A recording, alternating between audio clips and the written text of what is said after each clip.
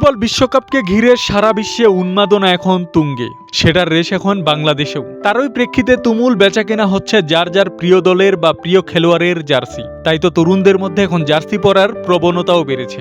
এ অবস্থায় অনেকের মনে প্রশ্ন দেখা দেয়, জার্সি পরে নামাজ আদায় করা কি বৈধ? এ বিষয়ে ইসলামী চিন্তাবিদ ও ফিকহবিদদের বক্তব্য হলো, জার্সি পরা নিজে নামাজের জন্য কোনো বাধা নয়, তবে পোশাকটি শরীয়তের শর্ত পূরণ করতে হবে। ইসলামী শরীয়ত অনুযায়ী নামাজের জন্য পোশাকের প্রধান শর্ত হল সতর আবৃত থাকা, পোশাক পবিত্র হওয়া এবং এমন কিছু না থাকা যা নামাজের আদব ও খুশুখুজু নষ্ট করে।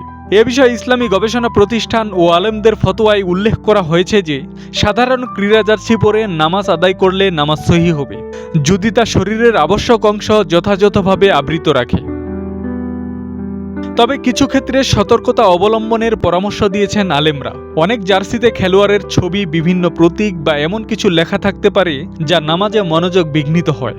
সহিহ হাদিসে বর্ণিত আছে, একবার অলংকৃত কাপড় নামাজের সময় মনোযোগে বিঘ্ন ঘটালে মহানবী সাল্লাল্লাহু আলাইহি সাল্লাম তা পরিবর্তনের নির্দেশ দিয়েছিলেন। এ থেকে ফকিহরা মত দিয়েছেন যে অতিরিক্ত দৃষ্টিনন্দন বা মনোযোগ নষ্টকারী পোশাক পরিহার করা উত্তম। এছাড়া যদি কোনো জার্সিতে অশালীন ছবি, ধর্মবিরোধী প্রতীক, মদ বা জুয়া সংশ্লিষ্ট বিজ্ঞাপন কিংবা ইসলাম বিরোধী বার্তা থাকে, তাহলে তা পরিধান করাই অনুচিত বলে মত দিয়েছেন অনেক আলেম।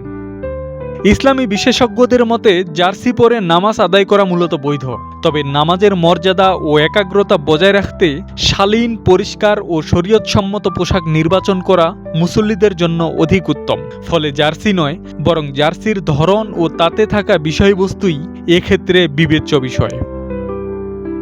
আব্দুস সালাম, প্রজন্ম 24।